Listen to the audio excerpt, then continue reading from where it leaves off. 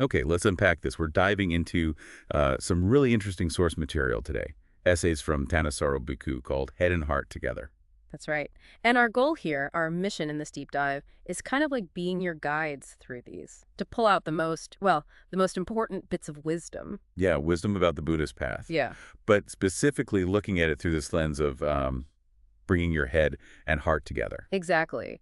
How does your thinking mind, your understanding of cause and effect, how does that work with your heart? Your basic desire for happiness?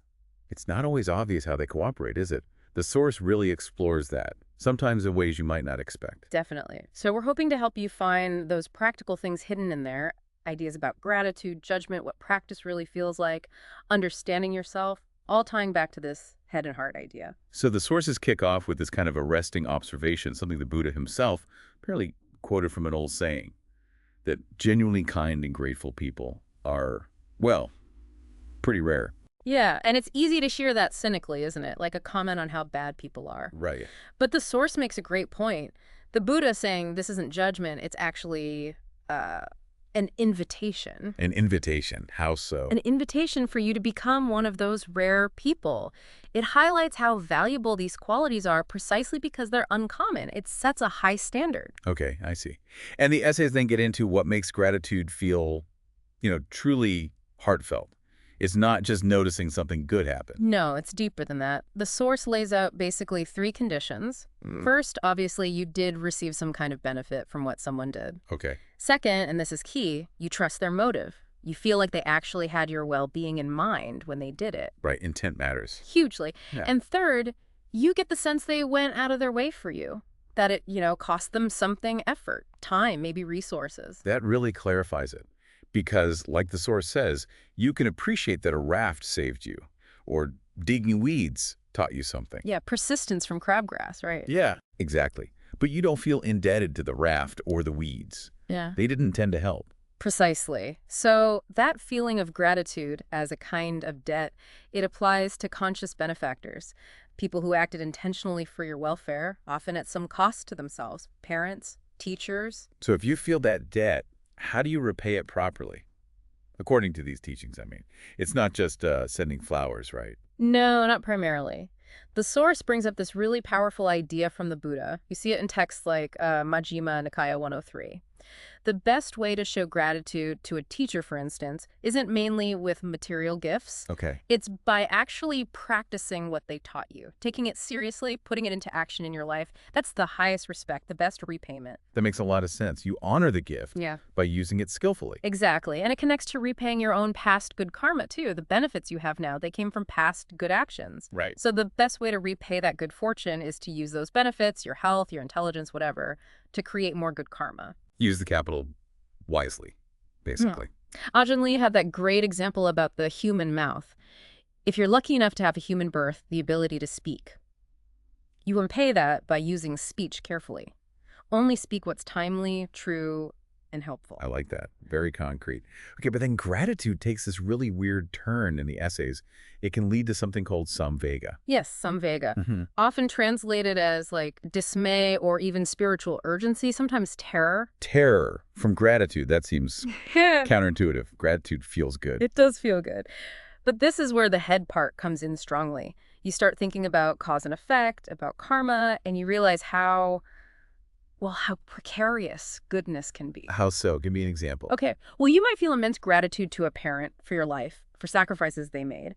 But maybe that parent also had really difficult qualities or caused harm. Right. That gratitude doesn't erase the complexity. It actually highlights it. It makes you aware of the suffering mixed in, the potential for harm even alongside the good, or you feel grateful for your current well-being. Yeah. But you know it depends on past good actions, and you also know you've done plenty of unskillful things in the past whose results haven't shown up yet. Ah, okay. So the gratitude throws the potential negative consequences into sharper relief. You see the whole web, including the shaky bits. Exactly. You feel vulnerable. Your own goodness, the goodness you've received, it all feels fragile, potentially threatened by past karma or other people's actions. That's the dismay, the samvega. Wow. Okay. But that feeling isn't the point, right? It's not meant to just leave you feeling anxious. No, definitely not. It's a catalyst. It's meant to motivate you. Motivate you towards what then? Towards finding a way out of that whole cycle. The cycle of dependence, debt, precariousness. The Buddha's path was about training the mind to find a happiness that doesn't depend on external conditions or other people's kindness, a reliable happiness. And achieving that escape, awakening, nibbana. Yeah. The sources actually frame that as the ultimate act of gratitude. Yes. It's presented as the highest way to repay all the kindness you've received, all the opportunities. By using them to achieve the ultimate goal, you demonstrate that freedom is possible. You offer that possibility back to the world. It's the most profound kindness. It's like maximizing the return on the investment of your human birth and encountering the teachings. Beautifully put, yeah. Now, speaking of giving and repayment, the source does offer a bit of a critique about how dana, the practice of giving, sometimes gets handled, especially in, say, Western contexts around fundraising for Buddhist centers. Okay, what's the concern there? Well, the source suggests that some dana talk, particularly direct appeals for money right after a retreat or teaching, can kind of subtly shift the meaning. How so? Because traditional dana is meant as a completely free gift, given in trust, especially supporting monastics. The community supports them freely, and the monastics teach freely. It builds trust. Right, the teaching isn't a transaction. Exactly. But when fundraising makes it sound like you're paying for the retreat or uses pressure, it risks turning dana into something transactional, like paying for a service. And the source argues that undermines the principle. Yeah, it potentially undermines the spirit of generosity as a foundation for practice, maybe even confuses people about how karma works. It's a subtle danger, but one the source thinks is worth watching out for. Okay, that's interesting. Let's shift gears a bit from gratitude and giving to another really central theme, judgment. This is where, as you said, it gets really interesting. Dhamma apparently said that the entirety of the holy life lies in having admirable friends, which sounds nice, but the source says it points to some maybe uncomfortable truths about ourselves. It really does. The first uncomfortable truth is, well, you can't fully trust yourself to see your own blind spots, your own delusion. Right. If you're deluded, you don't know you're deluded. Precisely. You need outside help. Trustworthy outside help, which is why the Buddha told his own son, Rahula, to talk things over with a knowledgeable friend. You need someone to reflect things back to you honestly. So that implies you need to be willing to actually take criticism. Yeah. Even tough criticism from someone you trust. Absolutely essential, which the source notes is maybe why teachers who rely on payment might sometimes hesitate to offer the really challenging feedback that people need, but maybe don't want to pay for. That makes sense.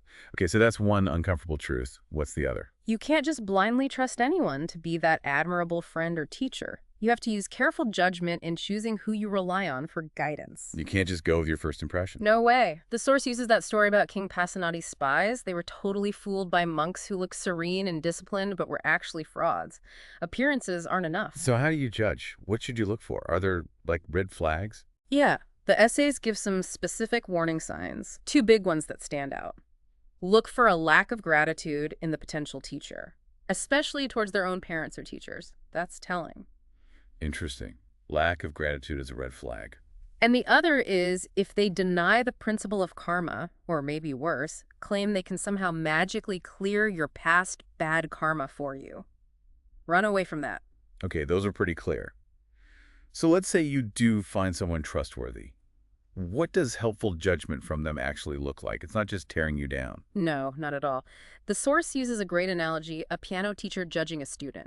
Okay. The teacher isn't judging you as a person, saying you're a bad pianist, full stop. They're judging your performance, your actions at the piano as a work in progress. Right, focused on the action, not the person's inherent worth. Exactly. The judgment is aimed at helping you improve, identifying what's working, what's not, raising your actions to a higher standard. It's constructive. And the goal is eventually you learn to judge your own playing, your own actions, with that same kind of skillful discernment. That's it. You internalize the standards. It's like the Buddha teaching Rahula. Reflect before you act, while you act, after you act. See if it caused harm. If it did, admit it. Talk to your wise friend. Resolve not to do it again.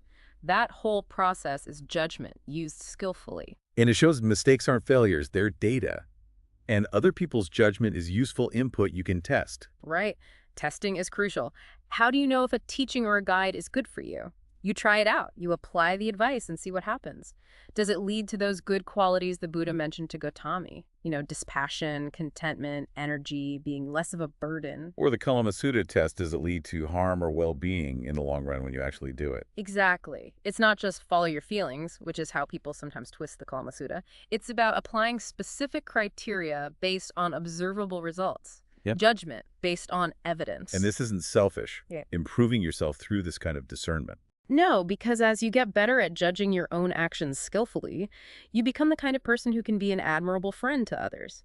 You can offer that same quality of helpful reflection. This leads nicely into the idea of learning the Dhamma, the teachings, as a skill, like learning carpentry or cooking, not just absorbing information. Yes, very much so. And the Source uses that incredibly memorable advice from Ajahn Fuang to his student. If you want to learn, you'll have to think like a thief. And figure out how to steal your knowledge. I love that. What does it mean in practice? It points to that master-apprentice dynamic in the Thai forest tradition. The teacher doesn't just lecture. They demonstrate. They set up situations. They expect you, the student, to be actively engaged. So not just waiting to be spoon-fed. Right. Thinking like a thief means being observant, watching closely, experimenting, trying to figure things out for yourself when it's not all spelled out. It means being resourceful, learning from your mistakes, digging into your own inner resources to solve problems. That story about Ajahn Fuang and Ajahn Lee moving the concrete vault illustrates it perfectly, doesn't it? It really does. Ajahn Lee gives this task that seems, well, impossible. Move this incredibly heavy thing. And Ajahn Fuang doesn't just argue or give up. No. He respects the instruction enough to try. He uses his intelligence, his effort, and only after that direct approach fails does he respectfully suggest an alternative digging around it that still achieves the underlying goal. So is this amazing balance, deep respect for the teacher, but also using your own discernment, your own ingenuity, not blind obedience, but thoughtful engagement. That's exactly it. That is showing respect in that tradition, taking the problem seriously, and bringing your best skills to bear on it. Okay, so from learning skills in general, let's talk about maybe the most important skill discussed in these sources, meditation. The essays frame it really effectively, using the analogy of strength training. Yeah, it's a great analogy because meditation is presented as maybe the most subtle, demanding skill there is, but it's the one that can actually end suffering. And like physical training, it takes persistence, discipline, patience, smart technique. And the Buddha himself used physical analogies, right? Oh, yeah. The 5 strengths, faith, persistence, mindfulness, concentration, discernment. He talked about being like a strong man or an archer hitting the target. These aren't just abstract mental states. They have a quality of strength and skill. So the lessons you learn, say, hitting the weights in the gym, can actually map onto training your mind. They really can. The source pulls out several key parallels. First one, strength training needs knowledge of anatomy, right? Sure. You need to know the muscles. Meditation needs knowledge of the mind's anatomy of suffering. Where do you get that? From the original sources, the Buddhist teachings, especially the Four Noble Truths, they explain how ignorance shapes even your breath. That's why breath meditation is so central. Okay, so understand the mechanics of suffering first. Got it. Second, start where you are. You don't wait till you're already fit to go to the gym. You start with the concentration you have now, however weak it feels. Focus on your own process, not comparing. Just begin the training. Yeah. Don't wait for perfect conditions. Exactly. Third, aim for balance. Just like you work different muscle groups, you need to develop the muscles of the path together: virtue, concentration, discernment. Neglecting one weakens the whole system. Makes sense. What's next? Fourth, set interim goals. You can't just schedule enlightenment for next Tuesday. Right. But you can aim for small, achievable improvements in your daily practice. Like, today I'll try to stay with 5 more breaths before drifting off, or I'll notice that itchy feeling without scratching immediately. Focus on the process. Build consistency. Yes, small wins. Fifth, focus on proper form, not just brute force. In the gym, lifting correctly builds strength safely. In meditation, focusing on making the breath comfortable, paying attention moment by moment. That's the good form that builds concentration, rather than trying to clench your way into some bliss state. So technique over force. Sixth, pace yourself. Learn to read your pain. That means physical discomfort in sitting, yes, but also mental resistance, boredom, frustration. Knowing when to push gently through discomfort and when to ease off and adjust, that's exercising wisdom. It's part of the skill. Discernment in action. Seventh, Watch your eating habits. And this is brilliant. It applies to mental food, too. Mental food, like what you consume online. That, but also your intentions, the perceptions you dwell on. Are they nourishing skillful states or unskillful ones? Be a discriminating eater. If you're hooked on something pleasant, Ajahn Lee said, look for its downside. If you hate something, look for its good side. That balances the mind. Actively managing your mental diet. Exactly. And with physical food, the source reminds us eating takes resources from the world. So use the energy you get skillfully, not just for vanity or pleasure, but for practice, for benefiting others. Right. Use the fuel well. And the last point. Don't leave your strength in the gym. The skills you build on the cushion, mindfulness, focus, discernment, they're meant to be used in everyday life. That's the whole point. Apply them when you're talking, working, walking around. Make the practice portable. That's it. The gym is for building the strength you use outside the gym. Okay, this talk about skills and attention leads us to another important clarification the Source makes about mindfulness itself, sati. It pushes back against some common modern ideas like mindfulness being just bare attention. Yeah, that term bare attention can be misleading, along with things like choiceless awareness or non-reactivity. The Source goes back to the Buddha's terms. Sati basically means remembering, keeping something in mind, like remembering to stay with your breath. Okay, so it's active remembering. And it's paired with sampajanya, which is alertness or clear comprehension, knowing what you're actually doing right now with your body, with your mind. They work together.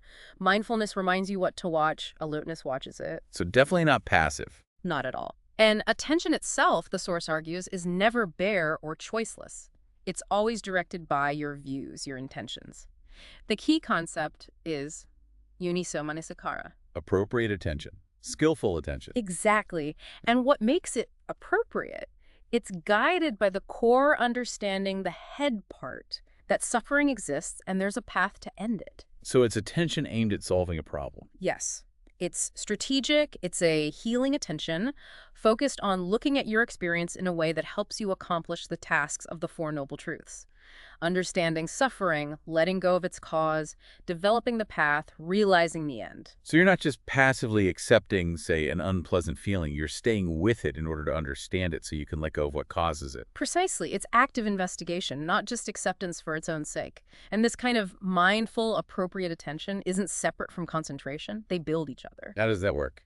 Well, mindfulness keeps bringing you back to the object, say, the breath. That builds concentration. Stronger concentration then allows for clearer, more stable mindfulness. Ajahn Lee explained it well. Yeah. He said, mindfulness plus ardency or effort becomes directed thought, keeping the mind on the breath. Alertness plus ardency becomes evaluation, noticing. Is the breath smooth? Is my mind wandering?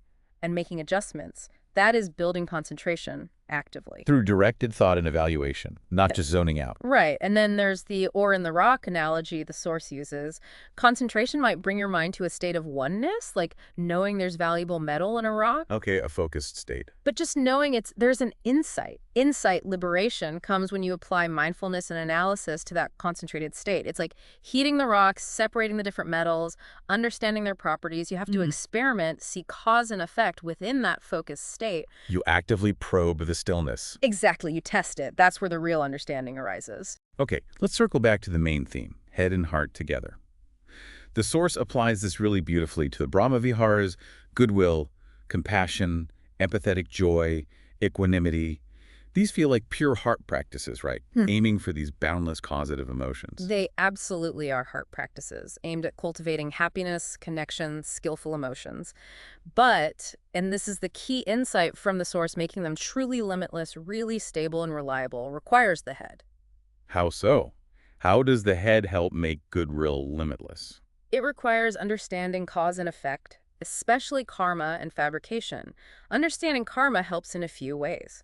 First, it reminds you that happiness and suffering come from intentions, from actions.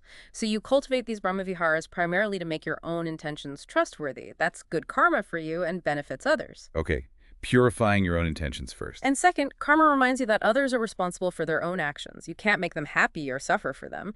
So truly wishing them well means wishing they develop the causes for happiness, skillful actions, wisdom. So it's not just wishing them pleasure, but wishing them the skill to create their own well-being.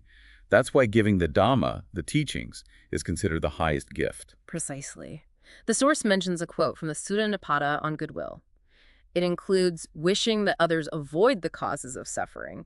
It's about wanting them to act skillfully. That adds a layer. Yeah. And how does this apply to compassion? You feel compassion not just for those already suffering, but also for those currently doing unskillful things, because you understand through karma that those actions will lead to future suffering for them. Compassion for the seeds they're planting now. Yes. And empathetic joy isn't just for those happy now, but also for those doing skillful things now that will bring future happiness. You rejoice in their good karma. And equanimity. It's often misunderstood as just being indifferent. Right, but it's not indifference at all. It's the reality check. Based on understanding karma, it's accepting the results of past actions, yours and others, that you simply cannot change now. This frees you up. Frees you up how? By accepting what's fixed from the past, you can see more clearly what you can influence in the present moment, your current intentions, your present actions. It helps you focus your energy where it matters, like that Alzheimer's example. Accepting the diagnosis allows you to focus on skillful care now. Exactly. Equanimity is a tool for clear seeing and skillful action, not passive resignation. And developing all these attitudes, this boundless mind, can actually lessen the impact of your own past bad karma. Remember the salt lump analogy. Oh yeah, a lump of salt is overwhelming in a small glass, but barely noticeable in a huge river. Right. A mind expanded by the Brahma Viharas is like the river. It has the capacity to absorb shocks without being poisoned by them. The source also tackles some common hang-ups, right? Like thinking people somehow deserve to suffer, or you need some special Buddha nature to feel compassion. Definitely. Karma is just cause and effect, action and result. It's not about cosmic justice or deserving. You wish happiness for everyone, period. Even the bandit, even the unpleasant sick stranger in the analogies. Why? Because your reaction to them, your wish for their well-being, is your present karma. Ah, cultivating skillful reactions is for your own benefit, regardless of their past. Exactly. You're shaping your own future happiness by cultivating these limitless states now. And this links directly to the teaching on fabrication. Bodily, verbal, mental fabrication. Our emotions are fabricated, constructed. Yes, they're not solid, fixed things that just happen to us. They're processes built from thoughts, perceptions, feelings, physical sensations, breath patterns. Understanding this gives you agency. How do you use that understanding? Well, say you feel anger. You notice the tight breathing, bodily fabrication. You can consciously change your breathing, make it smoother, calmer. That already changes the feeling. Okay, change the physical component. Then you apply skillful perceptions, mental fabrication. You might bring to mind the salt lump analogy or the idea of the angry person being like a sick stranger suffering from their own illness. You actively construct a feeling of compassion or patience to replace the anger. So you're consciously choosing and building a more skillful emotional response using these different kinds of fabrication. That's the core idea. Emotions are skills. You can learn to fabricate them skillfully for a reliable, trustworthy happiness instead of being pushed around by unskillful ones. Head and heart working together to build a better inner world, and ultimately even transcend fabrication itself. This connects to another really interesting point the Source makes about the Western idea of egolessness. It suggests the Buddhist path isn't necessarily about just obliterating the ego. Right. That's a common interpretation in the West, but the Source argues the Pali Canon doesn't actually say that. In fact, it suggests that certain healthy ego functions are not only useful, but actually necessary for the path, and the teachings support them. Healthy ego functions, like, Well, things like knowing your duties, taking responsibility for your actions, or that verse in the Dhammapada about trading a small, limited pleasure for a greater, more lasting one. That requires a pretty functional ego, doesn't it? Making wise choices for long-term well-being. yeah, that's calculation strategy. Exactly. The path isn't about becoming a doormat or self-destructing. The Noble Eightfold Path itself supports a healthy structure. Right view gives you helpful guidelines, like a wise inner compass, a healthy superego, if you like. Okay. And right concentration offers a satisfying, non-harmful bliss. This meets the ego's need for pleasure without leading to addiction or harm. So the path actually helps develop a skillful ego in a way. In a way, yes. And the really revolutionary insight, the Source says, is that this skillful pursuit of your own genuine happiness isn't selfish. It doesn't have to take away from others. It can actually support them, like those acrobats balancing together. Because true happiness doesn't depend on depriving anyone else. Right. That wise pursuit of well-being is the root of wisdom, compassion, purity.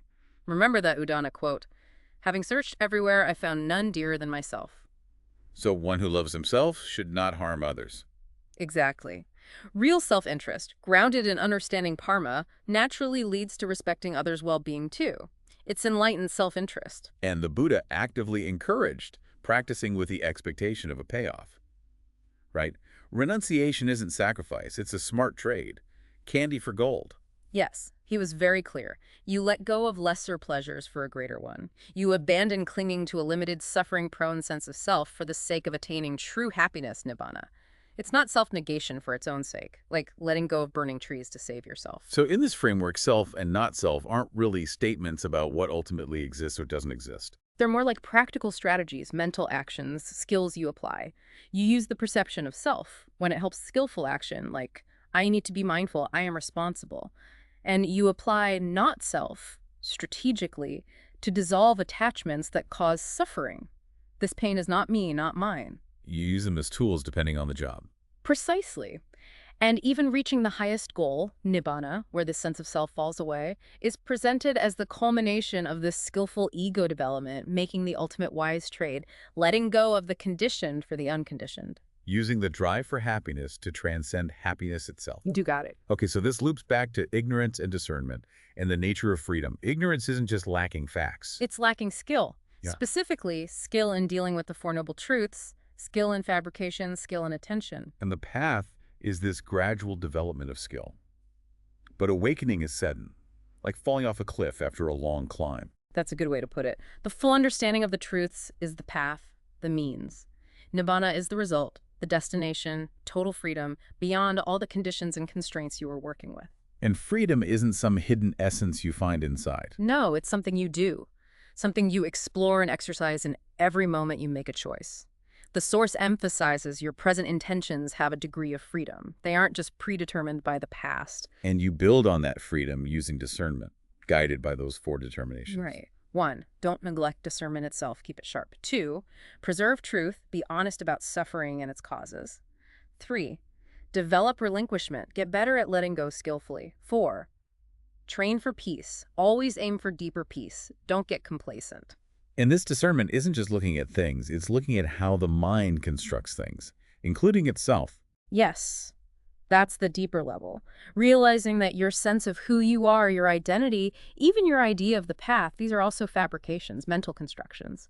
Seeing them as constructions allows you to deconstruct them, to let them go when they've served their purpose. Which leads to full release. The Buddha's starting point is actually pretty minimal, the Source points out. Just basic assumptions. You want happiness? You can choose actions that lead towards or away from it. You can change, you can train the mind, and there's an ultimate happiness where fabrication ends. That's the kit. And as you get closer to that ultimate freedom, the concepts themselves start to dissolve. Yeah. First, the nouns go fixed ideas of self, soul, nature. Then even the verbs acting, doing, becoming. What's left? Just result. The Source points to the past participle, awakened, released. It describes an action that's finished, completed. A state beyond naming, beyond identity, beyond even action. Wow. Okay. Now this focus on skill, testing, discernment, it leads to the final point the Source makes about potential Western misinterpretations, especially around bare attention and the Buddha's authority. Right. There's a tendency, maybe from influences like Transcendentalism, to distrust external authority and prioritize inner feeling or intuition above all else. Which can lead to misreading things like the Kalama Sutta as just trust your gut. Exactly. But the Source emphasizes the Buddha didn't just say, figure it out yourself. He gave specific, rigorous criteria for testing a teaching. Is it skillful? Is it blameless? Do wise people praise it?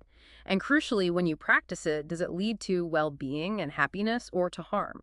Applying those criteria takes effort, observation, judgment. It's not just about what feels good or resonates immediately. No, it requires treating the path as a skill to be learned, often under the guidance of someone who has mastered it, an expert. You learn from their experience, test the results against the standards they provide. And the Buddha's authority then isn't like a God-demanding belief. Not in the Pali texts. His authority is presented as that of an expert. He's the master physician who diagnosed the illness, suffering, and found the cure. He's the master trainer who knows how to build the mental muscles. He's the ultimate admirable friend who has perfected the skill of liberation and offers to teach you. So accepting his authority means trusting his expertise enough to try his instructions seriously. Exactly. Like an apprentice trusts a master craftsman. You take the instructions, you apply your own intelligence and ingenuity where needed, like Ajahn Fuang with the vault, and you carefully check the results against the expert standards. Are you actually getting less suffering, more peace? Which brings us back to the need for careful judgment in choosing who you accept as that expert guide. It all ties together. The core message seems to be read the instructions carefully, understand the principles, head, engage your desire for happiness, heart, put it into practice skillfully, and judge the results honestly for yourself. Step outside your own cultural assumptions and see if this ancient expert advice actually works to end suffering. That's a powerful summary. We've covered so much ground here, drawing from these essays. We've seen gratitude leading, maybe surprisingly, this sense of urgency, samvega. Mm-hmm. We've seen how judgment isn't negative, but a crucial skill for compassion and choosing wisely. How meditation is like serious strength training for the mind. How understanding attention as appropriate attention, not bare, helps us see through fabrication. And it always comes back to bringing that intellectual understanding, the head, together with our fundamental drive for well-being, the heart, using skillful means guided by tested wisdom. So, for you listening to this deep dive, maybe here's a final thought to chew on, something provocative from the Summases. This ultimate freedom we've been talking about, it isn't about discovering some pre-existing true self hidden inside. Instead, it's about cultivating skills. Skills so refined, so effective, that they ultimately allow even the fabricator the sense of you doing the practice, the sense of the past itself to fall away once their job is done. They become redundant. What possibilities might that open up in your own mind, your own practice, if the destination is beyond even the traveler in the road?